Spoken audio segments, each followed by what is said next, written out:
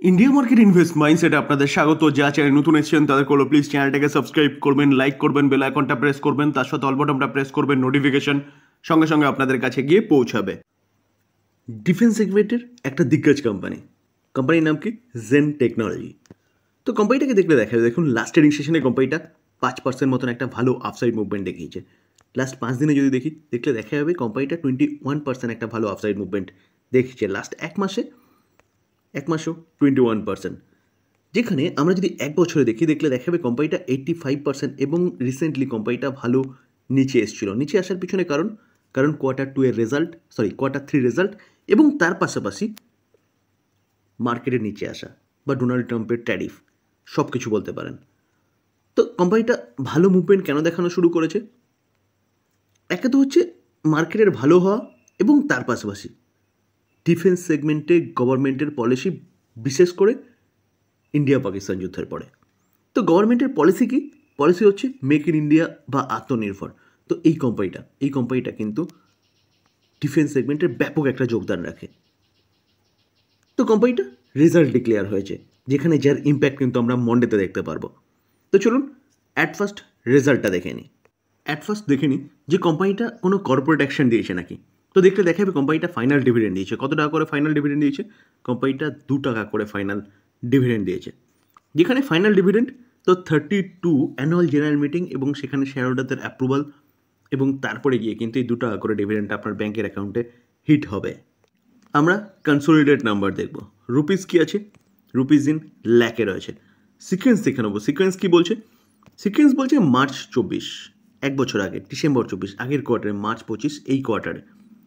আমরা যদি কোম্পানির ইনকাম দেখুন টোটাল ইনকাম কি বলছে? যে কোম্পানি এক বছর আগে 14,404, আগের কোয়ার্টারে 17,424, এই কোয়ার্টারে 34,974। যেখানে 14,000 ইনকামটা ইয়ারলি 34 হয়েছে, প্রায় 2.5 গুণ মতন কোম্পানির যে ইনকাম সেটা কিন্তু জাম্প করেছে। কোয়ার্টারলিও দেখলে দেখা যাবে কোয়ার্টারলিও কিন্তু ডবল হয়েছে কোম্পানির ইনকাম, 17টা 34 হয়েছে। এবার আমরা কি দেখবো? এবার হচ্ছে খরচা। তো টোটাল এক্সপেন্সেস, যতটা কন্ট্রোল করবে প্রফিট ততটাই ভালো হবে। তো এক্সপেন্সেস দেখলে দেখা যাবে কোম্পানি এক বছর আগে 9,469, আগের কোয়ার্টারে 11,478, এই কোয়ার্টারে 19,570। তো কোম্পানির খরচাও বেড়েছে ইয়ারলি এবং কোয়ার্টারলি। তো ইনকাম মাইনাস এক্সপেন্সেস করলে পরে অপারেটিং প্রফিট পাওয়া যায়। তো অপারেটিং প্রফিট ঠিক তার নিচেই রয়েছে। দেখলে দেখা যাবে এক বছর আগে 4,935, আগের কোয়ার্টারে 5,946, এই কোয়ার্টারে 15,403। তো 4,900টা 15,000 হয়েছে, মানে প্রায় 3 গুণ কোম্পানির প্রফিট, যেটা অপারেটিং প্রফিট সেটা বেড়েছে। এবং কোয়ার্টারলিও দেখলে দেখাবে কোয়ার্টারলি কোম্পানির প্রফিট কিন্তু 2.5 গুণের ওপরে আছে।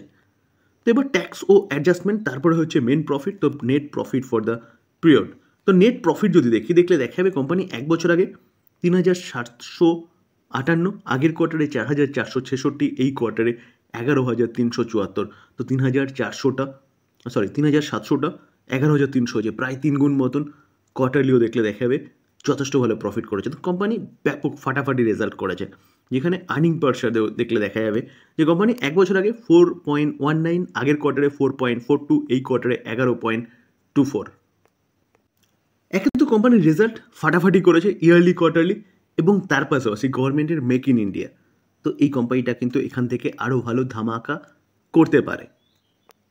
তো কোম্পানিটা কাজ কি করে দেখুন। কোম্পানিটা বলছে কমব্যাক ট্রেনিং সলিউশন প্রোভাইড করে এবং কাউন্টার ড্রোন সিস্টেম নিয়ে কাজ করে। তো কোম্পানিটা ড্রোন নিয়ে কাজ করছে। তো ড্রোন জবের থেকে এসছে না, তবে থেকে বলতে পারেন যে যুদ্ধের পরিভাষাই চেঞ্জ হয়ে গেছে।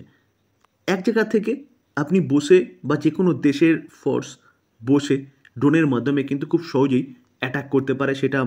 সেটা আমরা ইউক্রেন রাশিয়া যুদ্ধ বলুন, তার পাশাপাশি ইসরায়েল হামাসের যুদ্ধ বলুন, ইন্ডিয়া পাকিস্তানের যুদ্ধ বলুন, দেখেছি যেখানে ভারত থেকে ড্রোন এবং মিসাইল অ্যাটাক করে কিন্তু পাকিস্তানের ভেতরে তছনছ করে দিয়েছে। তো স্বাভাবিকভাবেই গভর্নমেন্ট যেহেতু ড্রোনের গুরুত্ব বুঝেছে, তো সেই সেগমেন্টে যে কোম্পানিটা কাজ করে সেই কোম্পানির কিন্তু গুরুত্ব আস্তে আস্তে বাড়ছে। তো এই জায়গায় দাঁড়িয়ে একে তো হচ্ছে কোম্পানি ভালো রেজাল্ট করেছে এবং কোম্পানি যে বিজনেস করছে ডিফেন্স সেগমেন্টে, সেখানে কিন্তু কোম্পানির বলতে পারেন আরও গুরুত্ব বাড়তে চলেছে। শুধু ড্রোন তৈরি করছে না, অ্যান্টি ড্রোন সিস্টেমও কিন্তু কোম্পানিটা তৈরি করে। অর্থাৎ কোনো দেশ ড্রোন নিয়ে অ্যাটাক করছে, তো সেই ড্রোনগুলোকে মারার জন্য যে অ্যান্টি ড্রোন সিস্টেম সেটাও কিন্তু কোম্পানিটা কী করে তৈরি করে। আমরা কোম্পানির কাজ দেখলাম, অর্থাৎ কোম্পানি কী কাজ বাড়ে বা কোন সেগমেন্টে কোম্পানিটা কাজ করে। চলুন একটু ফান্ডামেন্টালটা দেখে নিই, তাহলে আমাদের মধ্যে কনফিডেন্সটা কিন্তু আরও বাড়বে। তবে ডিসক্লেমার দিয়ে রাখি স্যার, কেউ এটাকে বাই রেকমেন্ডেশন হিসেবে নেবেন না। জাস্ট ভালো কোম্পানি, ভালো রেজাল্ট করেছে, ভালো করতে পারে, তার জন্য আপনাদের সাথে জাস্ট আলোচনা করছি। বাই করার আগে নিজে ভালো মতন অ্যানালাইসিস করবেন, নিজে রিস্ক বুঝবেন, কোম্পানি কী করে সেটা ভালো মতন বোঝার চেষ্টা করবেন, তারপরে আপনি আপনার ফাইন্যান্সিয়াল অ্যাডভাইজারের সাথে কথা বলে নিয়ে তারপর বাই করবেন। এই ভিডিও দেখার পরেই মন্ডেতে মার্কেট ওপেন হবে এবং চোখ বন্ধ করে বাই করে ফেলবো, এটা করলে কিন্তু আপনি ভুল করবেন। চলুন এবার আবার ডিটেলসে আসি কোম্পানির ফান্ডামেন্টাল নিয়ে। তো মার্কেট ক্যাপ 16,000 কারণ, অর্থাৎ একটা মিড ক্যাপ ক্যাটাগরির কোম্পানি, যেখানে কোম্পানিটা কিন্তু অনেক ওপরে যাওয়ার মতন পোটেনশিয়াল রয়েছে।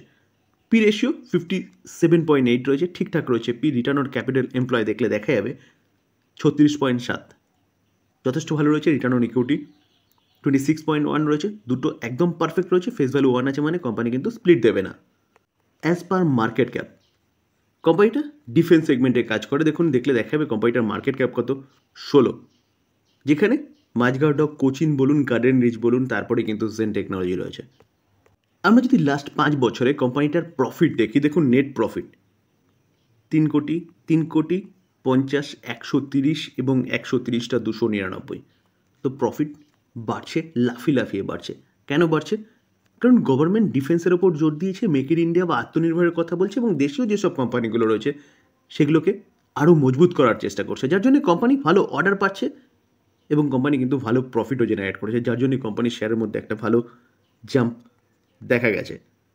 তো আমরা যদি কোম্পানিটার সেলস দেখি, দেখুন সেলস দেখলে দেখা যাবে 10 বছরে 29%, 5 বছরে 46%, 3 বছরে 141%, কারেন্ট ইয়ারে 121%। আমরা যদি প্রফিট দেখি, 10 বছরে 33%, 5 বছরে 37%, 3 বছরে 411%, কারেন্ট ইয়ারে এখনও পর্যন্ত 122%, যেখানে সেলস গ্রোথ কন্টিনিউয়াসলি বাড়ছে, প্রফিট গ্রোথ কন্টিনিউয়াসলি বাড়ছে। আমরা যদি স্টক সিজিআর গ্রোথ দেখি, দেখলে দেখা যাবে কোম্পানিটা 10 বছরে 41% করে রিটার্ন দিয়েছে। ভাবতে পারছেন 10 বছরে 41% মানে কত?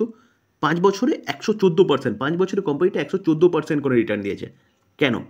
3 বছরে 120%, কারেন্ট ইয়ারে 86%। তো কোম্পানিটা কিন্তু তার শেয়ার হোল্ডারদের যথেষ্ট ভালো রিটার্ন জেনারেট করে দিয়েছে কোম্পানির বিজনেসের জন্য। যেখানে রিটার্ন অন ইকুইটি সেটাও কিন্তু বাড়ছে, 21, 26, 26। আমরা যদি শেয়ার হোল্ডিং প্যাটার্ন দেখি, দেখলে দেখা যাবে দেখুন মার্চ 25, যেখানে প্রোমোটার 49.05% স্টেক হোল্ড করছে। ফরেন ইনস্টিটিউশন ইনভেস্টর দেখলে দেখা যাবে কত, 5.96%, 95% স্টেক হোল্ড করছে, প্রায় 6%। ডোমেস্টিক ইনস্টিটিউশন ইনভেস্টর আগে ছিল কত, 8.05, সেখান থেকে বাড়তে 9.47 হয়েছে। যেখানে তার আগে যদি দেখি, দেখলে দেখা যাবে দেখুন ফরেন ইনস্টিটিউশন ইনভেস্টর এবং ডোমেস্টিক ইনস্টিটিউশন ইনভেস্টর আরও কম ছিল। সেখান থেকে ফরেন ইনস্টিটিউশন ইনভেস্টরও তার স্টেক সংখ্যা বাড়িয়েছে এবং ডোমেস্টিক ইনস্টিটিউশন ইনভেস্টরও তার স্টেক সংখ্যা বাড়িয়েছে। তো কেন বাড়িয়েছে? অবভিয়াসলি কোম্পানির বিজনেস, যেখানে ডোমেস্টিক ইনস্টিটিউশন ইনভেস্টরের স্টেক বাড়ানো মানে কিন্তু বলতে পারেন যে কোম্পানি ভালো করছে বা ভালো করতে পারে সামনের দিকে।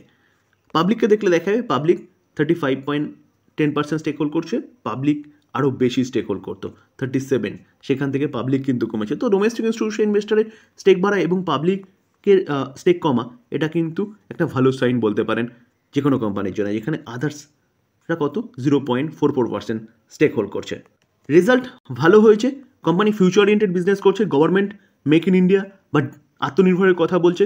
তো কোম্পানি ড্রোন সেগমেন্টটি নিয়ে কাজ করছে এবং অ্যান্টি ড্রোন সিস্টেমও কাজ করছে, তার পাশাপাশি আরও যোগদান রয়েছে ডিফেন্স সেগমেন্টে।